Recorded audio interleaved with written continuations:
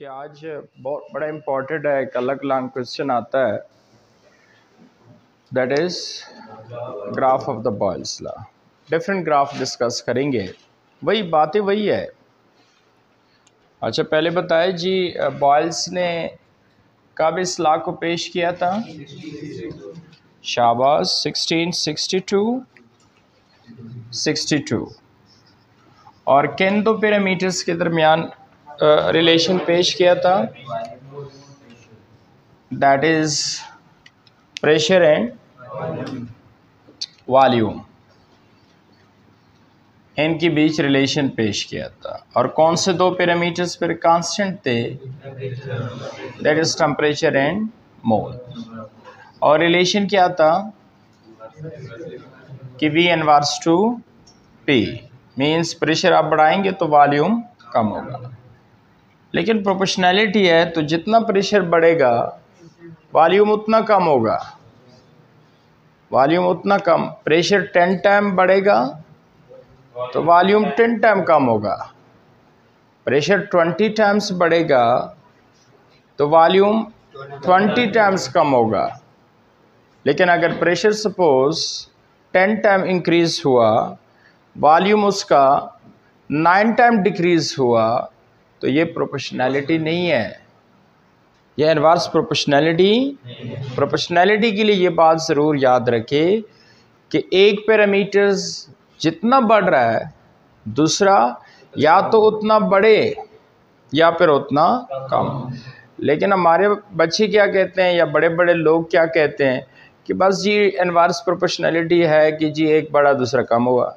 Suppose एक 10 time बढ़ा और दूसरा 8 टाइम कम हुआ कि जी ये भी प्रोपोर्शनैलिटी है, क्योंकि एक बढ़ गया ना 10 टाइम, दूसरा कम हुआ है 8 टाइम, सो बस एक बढ़ जाए कम हो जाए, that is inverse. No, inverse नहीं है। प्रोपोर्शनैलिटी के लिए याद रखना, जितना एक चीज़ इंक्रीज़ हो दूसरा या तो उतना इंक्रीज़ हो या उतना डिक्रीज़ हो।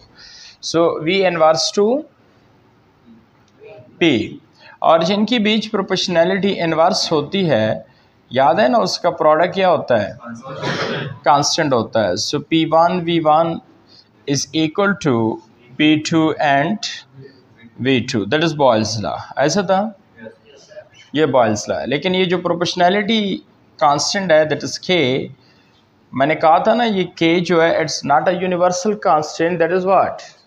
That is a specific gas constant. ये हर गैस के लिए नहीं कि जी हाइड्रोजन गैस की आप प्रेशर वॉल्यूम रीडिंग ले तो उसका प्रोडक्ट सपोज 10 आ रहा है, तो ऑक्सीजन का भी आप जो रीडिंग ले प्रेशर वॉल्यूम उसका भी प्रोडक्ट 10 आएगा, ऐसा नहीं है। ये स्पेसिफिक गैस कांस्टेंट है, ये साइज़ पे भी डिपेंड करता है, ये गैस के मास पे भी डिपेंड करता है, ये टेम्परेचर पे भी हर चीज़ पे डिपेंड करता है। इसलिए इसको हम कहते हैं specific gas constant, it's not a universal constant. फिर आगे हमने एक्सपेरिमेंटल वेरिफिकेशन भी की थी बॉयल्स लॉ की। आज हम डिस्कस करेंगे क्या? Different graphs of the Boyle's law. पहला ग्राफ पॉसिबल ये है कि अगर हम वाई एक्सिस पे, देखिए दो पैरामीटर्स के दरमियान बॉयल्स ने रिलेशन पेश किया है ना, एक प्रेशर है और दूसरा, तो आप एक एक्सिस पे प्रेशर ले और दूसरे एक्सिस पे वॉल्यूम ले, कोई पाबंदी नहीं है आप एक्स एक्सिस पे प्रेशर ले या एक्स एक्सिस पे वॉल्यूम ले, या वाई एक्सिस पे प्रेशर ले या वाई एक्सिस पे, बस एक एक्सिस पे एक पैरामीटर्स ले ले, फिर दूसरे एक्सिस पे क्या हो जाएगा? दूसरा पैरामीटर्स हो जाएगा। फॉर एग्जांपल मैंने वाई एक्सिस पे वॉल्यूम लिया कि ऊपर जाने से बढ़ रहा है, ऊपर जाने से, और एक्स एक्सिस पे मैंने प्रेशर लिया कि जी राइट साइड पे बढ़ रहा है। तो फिर इनका ग्राफ कैसे आएगा? हमेशा याद रखिए, जिन पैरामीटर्स के दरमियान प्रोपोर्शनैलिटी क्या हो? इनवर्स हो, मींस एक के बढ़ने से दूसरा, तो उसका ग्राफ कर्व्ड आता है, उसका ग्राफ कर्व्ड आएगा। और जिनकी बीच प्रोपोर्शनैलिटी डायरेक्ट होती है, एक के बढ़ने से दूसरा भी बढ़ रहा है, तो उनका ग्राफ क्या आता है? स्ट्रेट। पता है ना, सपोज अगर एक की वैल्यू बढ़ रही है तो दूसरा भी बढ़ रहा है, तो उनका ग्राफ स्ट्रेट आएगा। लेकिन अगर एक की वैल्यू बढ़ रही है, दूसरी की वैल्यू कम हो रही है, तो उसका ग्राफ स्ट्रेट नहीं, हमेशा क्या आएगा, कर्व्ड आएगा। अगर कहते हैं तो फिर एक्सप्लेन करता हूँ क्यों ऐसा होगा, कर्व्ड क्यों होगा, स्ट्रेट क्यों नहीं होगा। देखिए प्रेशर यू बढ़ रहा है ना, और वॉल्यूम ऊपर बढ़ रहा है। सपोज मैं लेफ्ट पे हूँ इधर, तो प्रेशर कम है, तो जब प्रेशर कम है इस प्रेशर पे, तो वॉल्यूम क्या होगा, नीचे होगा ऊपर होगा, ऊपर होगा, क्योंकि ऊपर बढ़ रहा है। अब सपोज मैंने प्रेशर बढ़ा दिया, ये देखिए प्रेशर बढ़ा दिया, यू बढ़ रहा है ना, तो वॉल्यूम क्या हो जाएगा, कम हो जाएगा, तो वॉल्यूम किधर आ जाएगा, नीचे, ये देखिए इधर आ गया। अब प्रेशर मैंने और बढ़ा दिया, देखिए राइट साइड पे प्रेशर बढ़ रहा है, तो वॉल्यूम क्या हो जाएगा, और कम हो जाएगा। ऊपर बढ़ रहा है नीचे, तो वॉल्यूम इधर आ जाएगा। प्रेशर मैंने और बढ़ा दिया, ये देखिए, तो वॉल्यूम और कम हो जाएगा। बात समझ आ रही है ना। तो इस प्रेशर पे क्या वॉल्यूम है, ये सो मैं ये इसको इस तरह लिख सकता हूँ। देखिए इस प्रेशर पे जो वॉल्यूम है वो ये वाला है, ठीक, और इस प्रेशर पे कौन सा वॉल्यूम था, ये। सो मैं लिख सकता हूँ, इधर देखिए इस प्रेशर पे ये वॉल्यूम है, लेकिन इस प्रेशर पे कौन सा वॉल्यूम है, ये वाला, ये देखें। और इसी तरह आगे प्रेशर बढ़ेगा तो वॉल्यूम उसका क्या होगा, कम होगा, इसी तरह। तो अब इन्हीं जो ये ज़रा मिटा दें, ये जो डॉटेड लाइन आपको नज़र आ रहे हैं कि जी इस प्रेशर पे ये वॉल्यूम है और इस प्रेशर पे ये है, ये देखें 3 डॉटेड नज़र आ रहे हैं, 1 2, और इन्हीं डॉटेड्स को आप क्या कर दें, मिला दें, सो आपके पास ग्राफ आ जाएगा। कौन सा आया, कर्व्ड। और जिनकी बीच प्रोपोर्शनैलिटी डायरेक्ट होती है, वो मैं नेक्स्ट चार्ल्स लॉ में आपको बताऊंगा। उसकी बीच प्रोपोर्शनैलिटी जिनकी बीच डायरेक्ट हो, उनका ग्राफ क्या आता है, वो कैसे स्ट्रेट आता है। देखिए सपोज टेम्परेचर यू बढ़ रहा है, वॉल्यूम ऊपर बढ़ रहा है। देखिए सपोज टेम्परेचर ये हो गया, टेम्परेचर बढ़ रहा है तो वॉल्यूम भी बढ़ेगा, ये टेम्परेचर और बढ़ गया तो वॉल्यूम और बढ़ जाएगा, क्योंकि दोनों की बीच प्रोपोर्शनैलिटी कौन सी है, एक के बढ़ने से देखिए दूसरा भी बढ़ रहा है। अब इनकी जो डॉटेड है उनको आपस में मिलाए, ये देखिए सपोज मैं डॉटेड मिला रहा हूँ, एक के बढ़ने से दूसरा बढ़ रहा है। सो अब इनका लाइन ड्रॉ कर ले, सो कौन सा आया, डायरेक्ट आया। तो याद रखना जिनकी बीच प्रोपोर्शनैलिटी डायरेक्ट हो, एक की वैल्यू बढ़ रही है उससे दूसरी वैल्यू भी, तो उनका ग्राफ स्ट्रेट आएगा। लेकिन जिनकी बीच प्रोपोर्शनैलिटी इनवर्स हो, एक की वैल्यू बढ़ने से दूसरी की वैल्यू कम हो रही है, तो फिर उसका ग्राफ स्ट्रेट नहीं बल्कि उसका ग्राफ क्या आएगा, कर्व्ड आएगा। So that is the graph of the Boyle's law, V versus P, volume versus pressure. इसको हम क्या, इसको नाम दे दे, दैट इज फर्स्ट, ये पहला ग्राफ होगा। अब जो कर्व्ड आ रहा है, ये इस कर्व का नाम है दैट इज हाइपरबोला।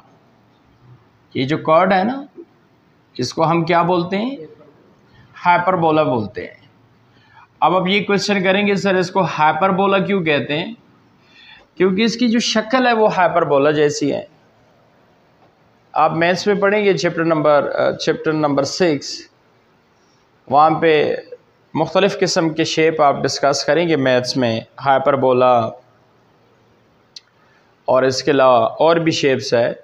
तो जो हाइपरबोला की शक्ल है वो ऐसे ही है। तो इसकी शक्ल चूँकि हाइपरबोला जैसी है, इसलिए इस ग्राफ का नाम क्या है, हाइपरबोला। और दूसरा इसका नाम क्या है, दैट इज आइसोथर्म। दूसरा इस कर्व को हम क्या बोलते हैं, आइसोथर्म भी बोलते हैं। क्वेश्चन आइसोथर्म क्यों कहते हैं, चलो हाइपरबोला तो इसी वजह से कहते हैं क्योंकि शक्ल हाइपरबोला जैसी है। आइसोथर्म क्यों कहते हैं, क्योंकि आइसो का मतलब क्या है, आइसो का मतलब होता है सेम, और थर्म का क्या मतलब होता है, टेम्परेचर। मुझे बताया ना कौन सा पैरामीटर्स बॉयल्स लॉ में कांस्टेंट है, टेम्परेचर कांस्टेंट है ना, टेम्परेचर फिक्स है ना। जो टेम्परेचर सपोज आपने लिया है दैट इज 25 डिग्री, तो फिर थ्रू आउट रीडिंग 25 में लेंगे ना, या टेम्परेचर चेंज करना है? Temperature is what?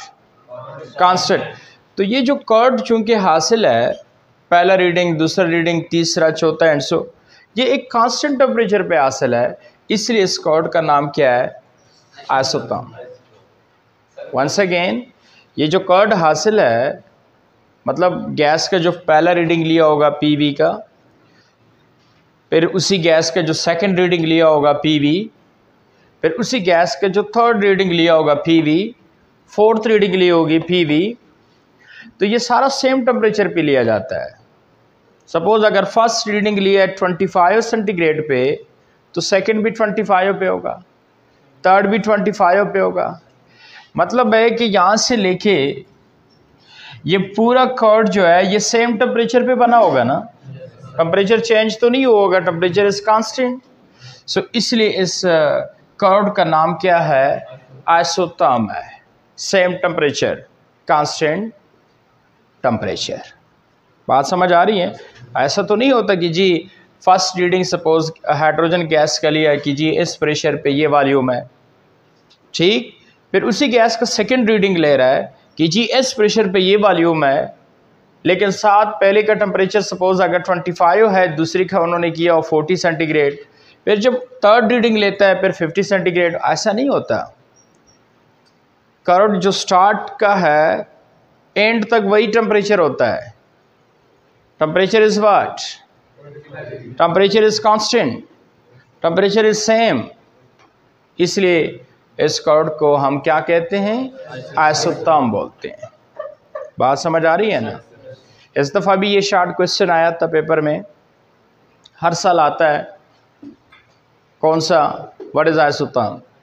ये आपके एक्सरसाइज का क्वेश्चन है, व्हाट इज आइसो। फिर आप क्या कहेंगे? आइसोथर्म क्या होता है? आइसोथर्म को इस तरह डिफाइन करेंगे, ये देखिए आइसोथर्म क्या है? The curve between V and P at constant temperature is known as isotherm. Once again, what is isotherm? वो कर्व जो V और P के दरमियान है, लेकिन एट कांस्टेंट टेम्परेचर पे जो हासिल है, उसी कर्व का नाम है आइसोथर्म।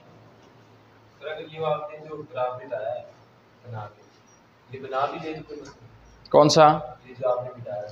और वो नहीं, वो छोटे बच्चों वाला बन जाता है। वो तो सिर्फ आपको समझाने के लिए कि जी किस तरह ये ग्राफ जो है कर्व आता है, और किस तरह ग्राफ जो है डायरेक्ट प्रोपोर्शनैलिटी का डायरेक्ट आता है। नहीं, वो नहीं करना। वो तो छोटे बच्चों को जब हम समझाते हैं फिर ऐसे ही करते हैं, जी ये देखो, हाँ, फिर इनको बस आपको पता चल गया ना। आपने सीधा पेपर में इसी तरह ड्रा करना है, एक साइड पे वी लिखे, एक साइड पे पी लिखे। ज़रूरी नहीं है वी यहाँ पी भी लिख सकते हैं, यहाँ वी लिख सकते हैं, कोई भी हो, और उसका ग्राफ क्या कर लें? कर्व कर लें। और इस कर्व का दो नाम सीखे, एक हाइपरबोला, क्योंकि इस कर्व की शक्ल हाइपरबोला जैसी है, और दूसरा इस कर्व का नाम आइसोथर्म। क्यों आइसोथर्म कहते हैं? क्योंकि ये पूरा कर्व जो है वो सेम टेम्परेचर पे बनता है।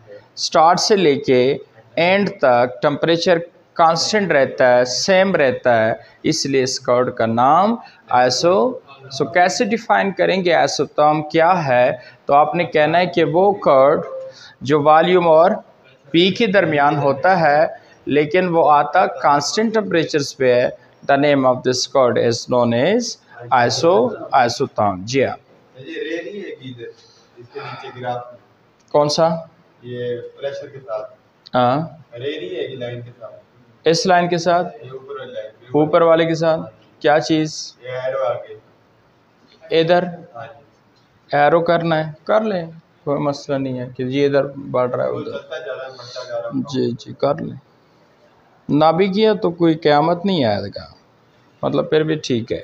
अगर आप कहते हैं मैं कर लेता हूँ तो ठीक है, कर लें, कि जी इस साइड पे प्रेशर बढ़ रहा है, आगे भी कंटिन्यू है, ये नहीं कि यहाँ तक है, आगे भी तो बढ़ रहा है। ठीक है बात आपकी। तो इस कर्व को हम आइसोथर्म कहते हैं। बात समझ आ गई? अच्छा, अब नेक्स्ट कर्व देखिए। फिर नेक्स्ट ये है कि सपोज अगर आप कहते हैं कि अगर कर्व जो है वो मैं हाई टेम्परेचर्स पे बनाऊं, सपोज ये कर्व किस टेम्परेचर पे बनाया है? 0 सेंटीग्रेड पे। ठीक है सर, अब जो मैं कर्व बनाना चाहता हूँ वो 30 डिग्री पे बनाना चाहता हूँ, और एक और 60 डिग्री पे बनाना चाहता हूँ, एक और 90 पे बनाना चाहता हूँ। मतलब हाई टेम्परेचर्स पे ज़रा कर्व बनाना चाहता हूँ। आप बनाए, बेशक बनाए, जिस टेम्परेचर्स पे बनाए, लेकिन एक बात का ख्याल रखना है, आपने लो टेम्परेचर्स पे बनाना है कर्व या हाई पे बनाना है। लेकिन एक दफ़ा कर्व का स्टार्ट जिस टेम्परेचर से लिया है, एंड तक टेम्परेचर वही रखना, एंड तक टेम्परेचर, क्योंकि क्या है, आइसोथर्म है ना। मतलब है कि जो फर्स्ट रीडिंग आपने ली है प्रेशर वॉल्यूम जिस टेम्परेचर्स पे, तो उसी गैस का आपने जो सेकंड रीडिंग लेना है प्रेशर एंड, उसके लिए टेम्परेचर फिर वही होना चाहिए। बेशक आप हाई टेम्परेचर पे बनाना चाहे या आप बना सकते हैं। सपोज़ ये अगर 20 डिग्री पे मैंने बनाया हुआ है, यहाँ से 20 शुरू है तो एंड तक 20 था। अब ये जो कर्व है, सपोज़ ये देखिए, ये सपोज़ बना है किस पे, दैट इज़ 40 डिग्री, और एक और बना रहा हूँ, ये देखिए, ये बना है सपोज़ 75 डिग्री, दैट इज़ 70। हाँ, एक बात है, जितना आप टेम्परेचर बढ़ाएंगे तो जो कर्व है वो दोनों एक्सिस से दूर होता जाएगा। दोनों एक्सिस से, किन दो एक्सिस से? That is volume and, that is volume and pressure. होगा उसी तरह, लेकिन जो कर्व है वो एक्सिस से क्या होता जाएगा? दूर होता जाएगा eight high temperature, at high. फिर आप ये क्वेश्चन करेंगे कि सर आपने खुद ही कहा था कि जी आइसोथर्म टेम्परेचर क्या होना चाहिए? कांस्टेंट होना चाहिए। अभी आप कह रहे हैं नहीं, एक कर्व मैं लो टेम्परेचर्स पे बना रहा हूँ, दूसरा हाई पे बना रहा हूँ, तीसरा उससे भी हाई पे बना रहा हूँ, ये तो फिर टेम्परेचर क्या हो रहा है? चेंज हो रहा है। देखिए ना, दो कर्व है उसका बेशक चेंज हो, लेकिन एक कर्व का आपने ऐसा नहीं करना कि जी एक ही कर्व है, यहाँ का टेम्परेचर 20 है, यहाँ का टेम्परेचर 40 है, यहाँ का टेम्परेचर 80 है। नहीं, ऐसा नहीं हो सकता। एक कर्व का आपने सेम रखना है। सपोज आपने शुरुआत किस टेम्परेचर से लिया है? 20 से, तो फिर एंड तक क्या होना चाहिए? हाँ, अगर आपने शुरुआत 20 से नहीं, आपने शुरुआत 50 डिग्री से लिया है, आप ले सकते हैं, इसमें कोई पाबंदी नहीं है कि जी आप शुरुआत किस टेम्परेचर से, लेकिन जिस टेम्परेचर से फिर ले फिर वही होगा। सपोज आपने 50 से लिया है, तो फिर एंड तक ये क्या होना चाहिए? 50 होना चाहिए। आपने सपोज 75 डिग्री से शुरुआत ली है कर्व हासिल करने का, तो फिर एंड तक उस कर्व का टेम्परेचर क्या होना चाहिए? 75 होना चाहिए। सर हमें कैसे पता चलेगा कि वो कर्व जो है कितने टेम्परेचर पे कहाँ था? वो तो सारी बात है, जब आपने एक्सपेरिमेंट करना है, प्रेशर लेना है और साथ उस पर वॉल्यूम चेक करना है, तो टेम्परेचर तो आपने उसका कांस्टेंट रखना है ना। तो आप खुद ही देंगे कि जी मैं सब कुछ जो रीडिंग ले रहा हूँ, ये 25 सेंटीग्रेड पे ले रहा हूँ, 50 पे ले रहा हूँ, 75 पे ले रहा हूँ, वो तो आपने उसको देना है टेम्परेचर, तो वही जो आप दे बस वही रखना है कांस्टेंट, तो वही टेम्परेचर होगा। बात समझ आई ना? लेकिन फिर जो स्टार्ट का टेम्परेचर है, वंस अगेन एंड का भी वही टेम्परेचर हो। सपोज एक गैस का आप रीडिंग ले रहे हैं, उसमें प्रेशर डाला और उसका वॉल्यूम चेक कर रहे हैं, हाँ, उस टाइम टेम्परेचर क्या है? सपोज 40 सेंटीग्रेड है, क्या है? फिर उसी गैस पे जब आप सेकंड प्रेशर इंक्रीज कर रहे हैं या डिक्रीज कर रहे हैं, फिर उस पर वॉल्यूम चेक कर रहे हैं, तो फिर वो भी 40 हो। फिर आगे फिर नेक्स्ट रीडिंग जो ले रहे हैं वो भी 40 सेंटीग्रेड पे हो, तो ये भी कौन सा कर्व है? फिर आइसोथर्म। हाँ, लेकिन जितना हाई टेम्परेचर्स पे आप कर्व लेंगे V एंड P के दरमियान, वो जो कर्व है वो एक्सिस से क्या होता जाएगा? दूर होता जाएगा। ये जो दो कर्व हासिल है ना, तो ये नीचे वाला लो टेम्परेचर्स पे होगा, ऊपर वाला हाई पे होगा। ये अगर 40 पे है तो ऊपर वाला जो कर्ड है वो 40 पे नहीं होगा, ये 40 से हाई टेम्परेचर्स पे होगा, 60-70 पे होगा। फिर अगर आपने टेम्परेचर और बढ़ाया, दैट इज़ 80-100 किया, तो फिर ये जो कर्ड है वो यहाँ पे हासिल हो जाएगा। तो कहने का मतलब है कि जितना टेम्परेचर हाई करोगे, ये जो कर्ड है होगा वही कर्ड, लेकिन एक्सिस से क्या होता जाएगा, दूर होता जाएगा, उसकी पोजीशन दूर होती जाएगी। लेकिन इसकी वजह क्या है कि सर टेम्परेचर जब आप बढ़ा रहे हैं तो जो कर्ड की पोजीशन है वो एक्सिस से, दोनों एक्सिस से क्या होती जाती है, दूर होती जाती है। वजह, शाबाश, क्योंकि टेम्परेचर बढ़ने से आपको पता है ना, ये देखो इसका सिंपल रीज़न मैं बताऊं, टेम्परेचर बढ़ने से वी क्या हो रहा है, वी भी बढ़ रहा है ना। तो मुझे बताया जब टेम्परेचर बढ़ने से वी भी बढ़ रहा है तो सारी बात है ये जो कर्ड की पोजीशन है ये वी से क्या होता जाएगा, दूर होता जाएगा। वी से कौन कहता है कि टेम्परेचर बढ़ने से वी बढ़ता है, ये तो हम नेक्स्ट डिस्कस करेंगे। That is known as what, that is Charles law, पढ़ाया था ना आपको। फिर आप कहेंगे चलो ठीक है सर, टेम्परेचर बढ़ने से चूंकि वी भी बढ़ता है इसलिए जो कर्ड की पोजीशन है वो वाई एक्सिस से वी एक्सिस से क्या होता जाएगा, दूर। बट टेम्परेचर बढ़ने से कर्ड की पोजीशन पी एक्सिस से पी से क्यों बढ़ता है, पी से क्यों दूर होता जाता है? क्योंकि जिस तरह टेम्परेचर बढ़ने से वॉल्यूम ऑफ द गैस बढ़ता है, इस तरह टेम्परेचर बढ़ने से प्रेशर ऑफ द गैस भी बढ़ता है।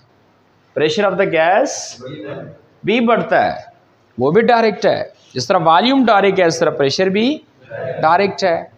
आप कहेंगे सर ये तो लॉ से साबित हुआ है, दैट इज चार्ल्स लॉ के टेम्परेचर बढ़ने से वी बढ़ता है। ये किससे साबित हुआ है? ये भी एक लॉ से साबित हुआ है, लेकिन वो लॉ हमारे कोर्स में नहीं है। That is known as Gay Lussac law. इसको हम गैलोसिक लॉ कहते हैं। कहता है कि टेम्परेचर ऑफ द गैस बढ़ाएंगे तो इससे वॉल्यूम ऑफ द गैस भी बढ़ेगा। Sorry, temperature of the gas बढ़ाएंगे तो प्रेशर ऑफ द गैस भी बढ़ेगा। That is Gay Lussac law.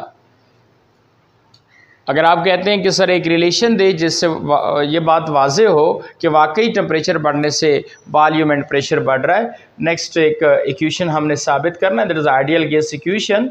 चलो फिलहाल मैं वैसे लिख लेता हूँ, P V is equal to what, P V is equal to N R T, N R. तो इधर देखिए टेम्परेचर बढ़ने से क्या होता है, वी भी बढ़ता है, डायरेक्ट है ना, और टेम्परेचर बढ़ने से पी भी बढ़ता है, दोनों क्या है, डायरेक्ट है। तो जब टेम्परेचर बढ़ने से वी भी बढ़ता है, टेम्परेचर बढ़ने से पी भी बढ़ता है, तो इट्स मीन्स कि हाई टेम्परेचर्स पे जब भी आप कर्ड हासिल करेंगे तो उसकी पोजीशन जो है दोनों एक्सिस से अवे होगा, दोनों एक्सिस से दूर होगा। उस दूरी की वजह क्या है? क्योंकि टेम्परेचर बढ़ने से वॉल्यूम भी बढ़ता है और टेम्परेचर बढ़ने से प्रेशर भी बढ़ता है। सो दो बड़े इंपॉर्टेंट क्वेश्चन आपकी क्लियर हो गए। पेपर में आता है जी व्हाट इज आइसोथर्म। एक आइसोथर्म क्या है? उस कर्ड को कहते हैं जो वी और पी के दरमियान है एट कांस्टेंट टेम्परेचर। और सेकंड क्वेश्चन बड़ा इंपॉर्टेंट है कि why at high temperature the position of the curve goes away from the both axis.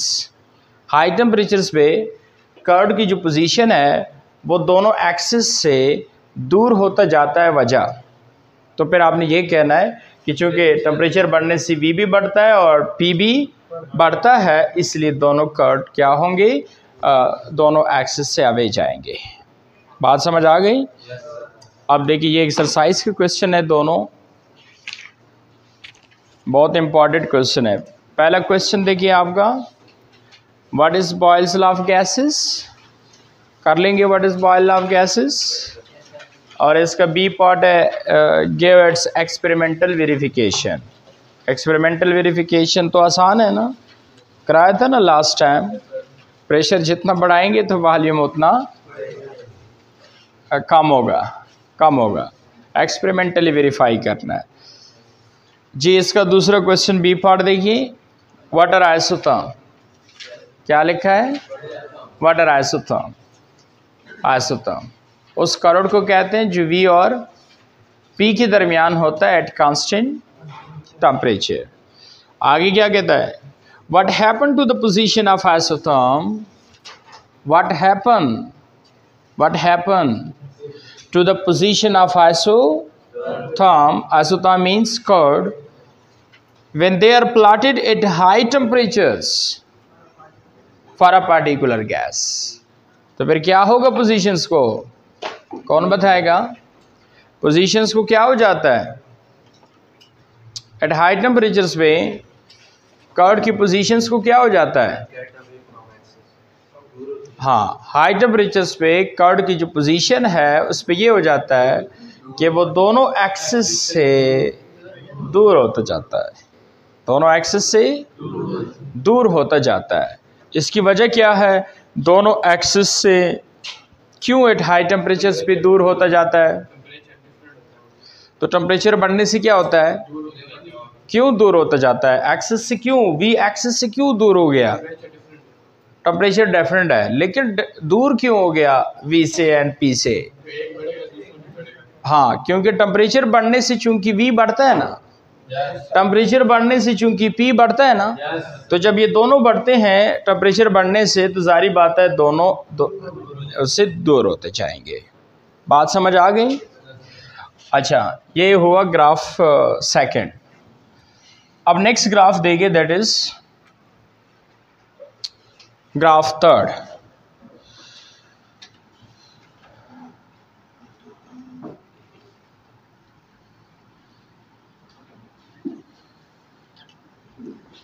एक एक्सिस पे उसी तरह प्रेशर और दूसरे एक्सिस पे वाट? वॉल्यूम। और इनकी बीच जो ग्राफ है that is straight, that is. आप परेशान हुए होंगे, सर ये क्या कह रहे हैं? आपने खुद ही कहा था कि जिनकी बीच प्रोपोर्शनैलिटी इनवर्स हो उनका ग्राफ क्या आता है? कर्व। और जिनके बीच प्रोपोर्शनैलिटी डायरेक्ट हो, डायरेक्ट मीन्स के एक के बढ़ने से दूसरा भी बढ़े, तो उनका ग्राफ क्या आता है? स्ट्रेट। ये तो आपने इधर ही ग्राफ स्ट्रेट बनाया, लेकिन ज़रा देखिए मैंने लिखा क्या है। एक साइड पे P लिखा है, दूसरी साइड पे V नहीं लिखा है। अगर दूसरी साइड पे V लिखा होता, एक साइड पे P है, तो फिर इनकी बीच प्रोपोर्शनैलिटी कौन सी है? इनवर्स है, तो ग्राफ कौन सा आता? कर्व आता। कौन सा आता? लेकिन एक साइड पे देखिए P लिखा हुआ है और दूसरी साइड पे 1/v लिखा है। दूसरी साइड पे क्या लिखा है? 1/v, 1/v, 1/v।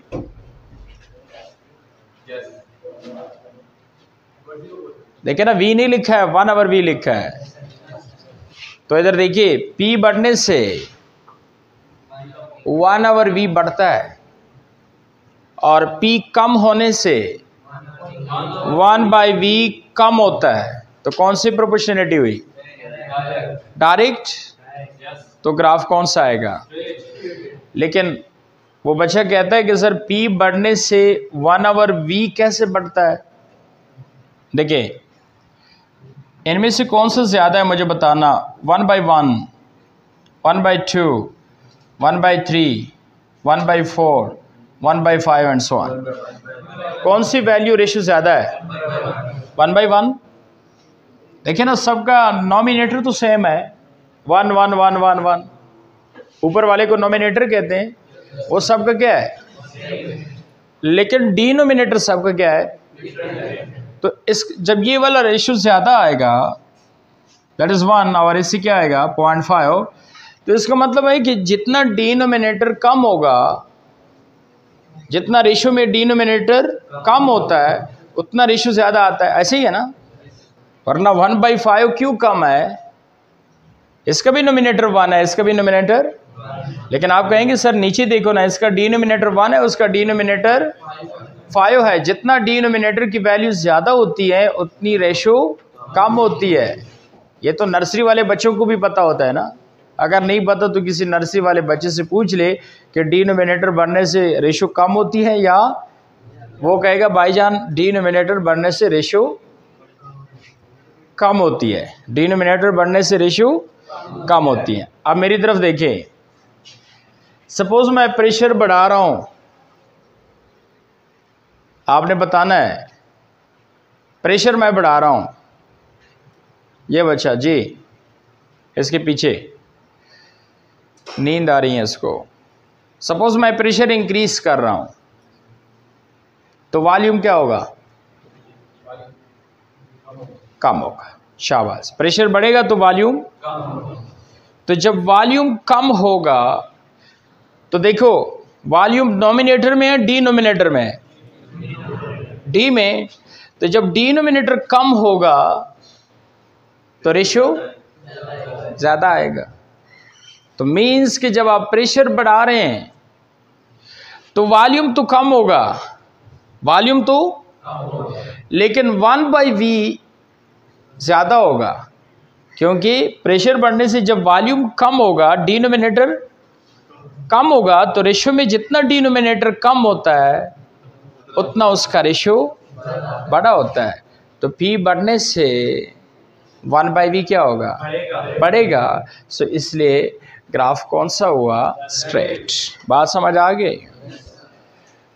और last that is which one? That is 4। ये क्वेश्चन आता है लॉन्ग। सर इसमें भी टेम्परेचर का है? जी जी जी, टेम्परेचर का है। कौन कहता है? ये किसका ग्राफ है?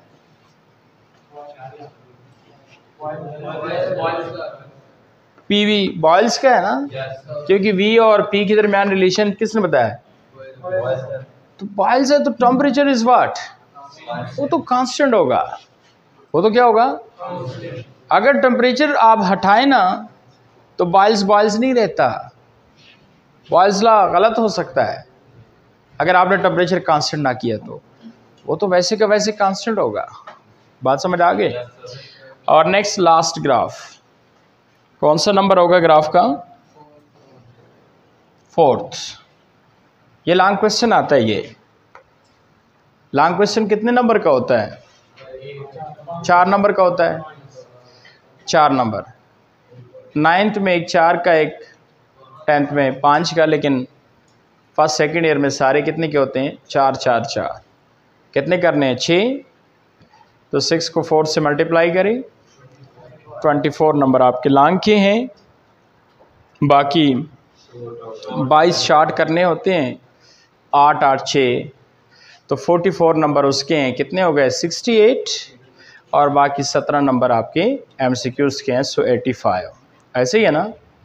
अच्छा, जो 4 नंबर का लॉन्ग है तो इसमें 1 नंबर इस ग्राफ का थोड़ा एक्सप्लेन करना पड़ेगा, और 1 नंबर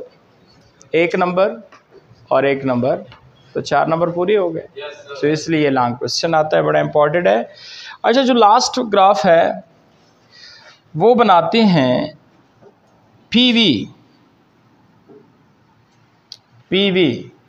दोनों का जो प्रोडक्ट है versus P, versus you. Suppose P बढ़ रहा है और पीवी किधर बढ़ रहा है?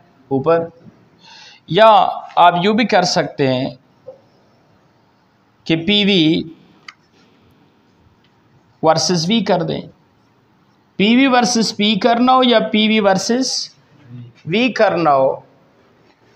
मुझे बताया second definition of the boils क्या था कि इन दोनों का जो प्रोडक्ट है वो हमेशा क्या आएगा? कांस्टेंट आएगा। हो आप लो प्रेशर पे बात कर रहे हैं या मीडियम प्रेशर्स पे बात कर रहे हैं या हाई प्रेशर्स पे बात कर रहे हैं। उसकी वजह बच्चे ने बताया था ना कि सर इसलिए कांस्टेंट होगा, हुआ लो प्रेशर है या हाई प्रेशर है, या हुआ लो वॉल्यूम है या हाई वॉल्यूम है। क्योंकि सर अगर एक पैरामीटर्स बढ़ रहा है प्रेशर या वॉल्यूम, दूसरा उतना ही कम हो रहा है ना, तो इसलिए इनका प्रोडक्ट क्या आएगा? सेम आएगा। आप लो प्रेशर पे इनका प्रोडक्ट देखिए, हाई प्रेशर्स पे इनका प्रोडक्ट देखिए, लो वॉल्यूम पे उनका प्रोडक्ट देखिए, हाई वॉल्यूम पे उनका प्रोडक्ट देखिए, क्योंकि एक पैरामीटर बढ़ने से दूसरा क्या हो रहा है, तो इसलिए प्रोडक्ट क्या आएगा। सो द ग्राफ ऐसा होगा और इसका भी ऐसे ही होगा। देखिए आप लो प्रेशर्स पे देखिए पीवी का ग्राफ यही है, मीडियम प्रेशर्स पे देखे तो भी यही होगा, हाई प्रेशर्स पे देखे तो भी।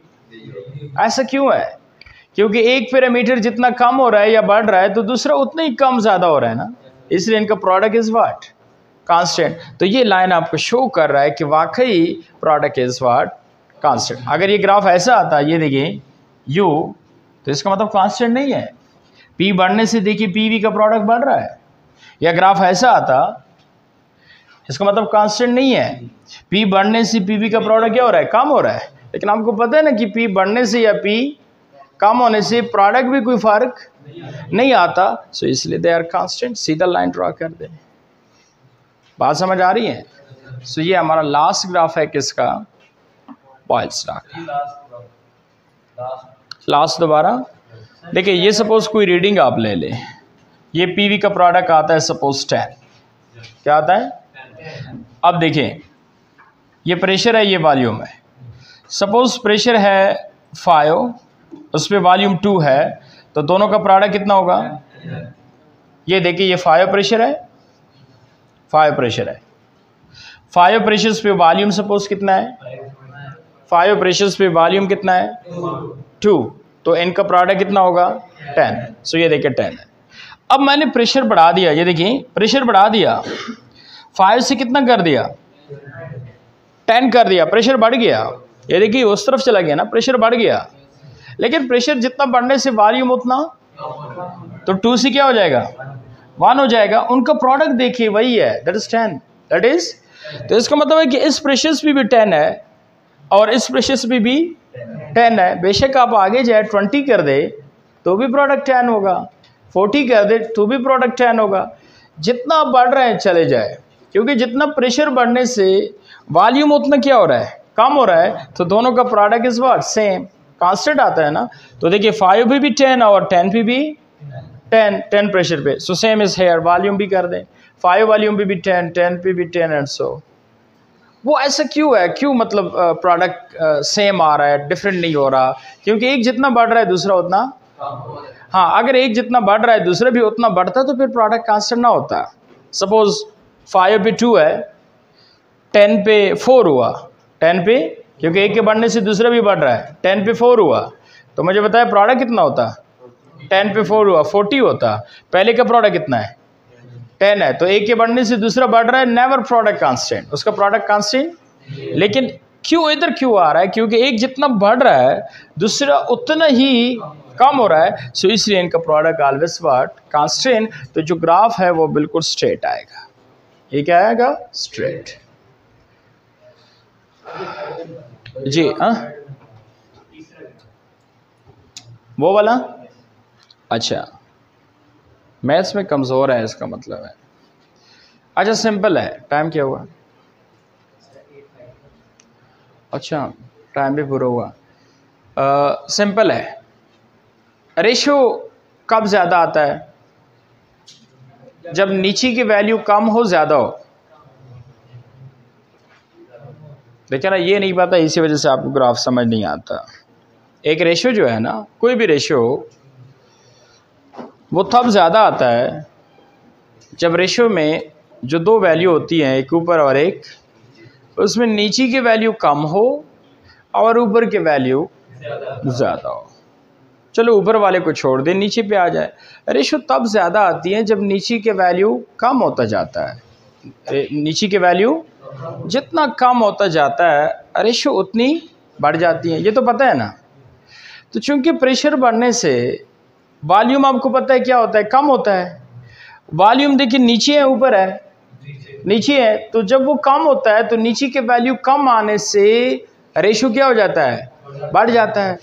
तो प्रेशर जब आप बढ़ाएंगे, ज़्यादा करेंगे, तो वॉल्यूम तो कम होगा, लेकिन 1/v जो रेशो है वो ज़्यादा आएगा, क्योंकि नीचे के वैल्यू जितना कम होता है रेशो उतनी ज़्यादा आता है। तो एक के ज़्यादा होने से दूसरा भी क्या हो रहा है, ज़्यादा हो रहा है, so that is what, straight. हमेशा जिनकी बीच प्रोपोर्शनैलिटी डायरेक्ट हो, एक के बढ़ने से दूसरा भी बढ़ रहा है या एक के कम होने से दूसरा भी कम हो रहा है, तो उनका ग्राफ स्ट्रेट आएगा, बताया था। तो P और V के दरमियान तो प्रोपोर्शनैलिटी इनवर्स है, इसलिए कर्व आता है। लेकिन P एंड 1/V के दरमियान रेशो कौन सी है?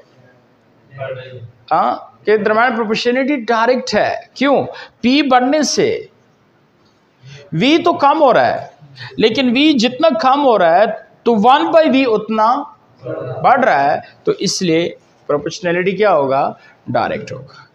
और यहाँ पे दो बड़े इंपॉर्टेंट क्वेश्चन, एक कि हाई टेम्परेचर्स पे ये सपोज अगर 25 पे हैं तो ये कितने पे हैं? सपोज हाई टेम्परेचर्स पे ये जो कर्व है आइसोथर्म, ये इन दोनों एक्सिस से दूर क्यों चला जाता है?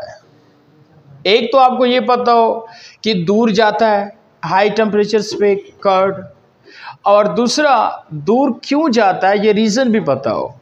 फिर आपने ये कहना है क्योंकि हाई टेम्परेचर्स पे एक तो V भी बढ़ता है, दूसरा दोनों चूंकि बढ़ते हैं, इसलिए फिर दोनों कर्व जो है दोनों एक्सिस से क्या होंगे? अवे जाएंगे। और एक यहाँ पे बड़ा इंपॉर्टेंट क्वेश्चन है, नेक्स्ट आपका क्वेश्चन यही लिखा है, ज़रा एक्सरसाइज वो वाला खोल दे, कि इन दोनों का प्रोडक्ट हमेशा क्या आएगा? कांस्टेंट आएगा। हो आप हाई प्रेशर्स करें या लो प्रेशर्स करें, या आप हाई टेम्परेचर्स करें या आप हाई वॉल्यूम करें या आप लो, उसका रीज़न क्या है? उसका रीज़न ये है कि एक के बढ़ने से दूसरे चूंकि क्या हो रहा है? कम हो रहा है, तो इसी वजह से ग्राफ जो है PV का वो स्ट्रेट आएगा। क्या आएगा? स्ट्रेट लाइन आएगा, कांस्टेंट आएगा। ये आपका नेक्स्ट क्वेश्चन देखिए, why do we get a straight line?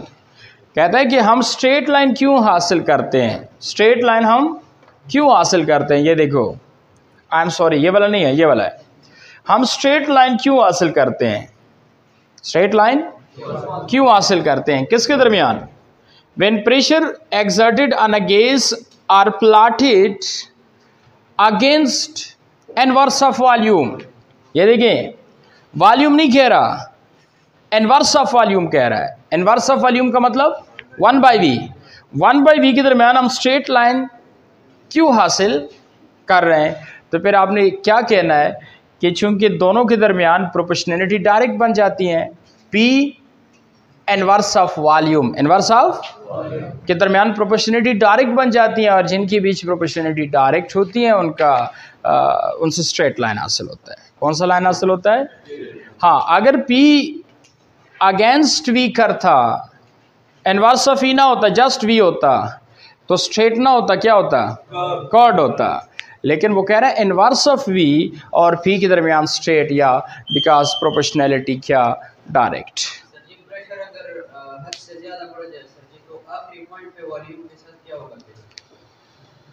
हद से ज़्यादा बढ़ जाए,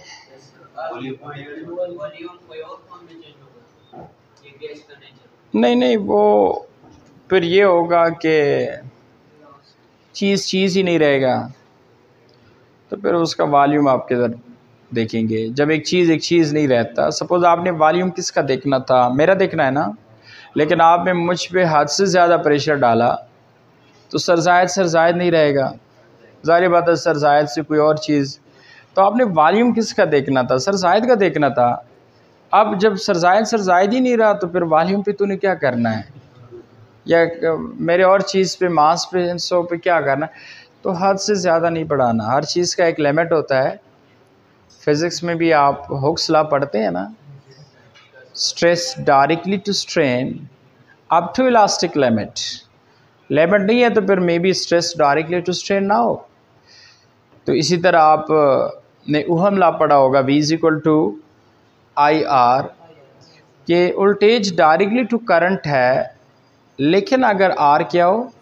कांस्टेंट हो। R कांस्टेंट नहीं है, तो मे बी आपका V डायरेक्टली टू I ना हो। That is ohm law.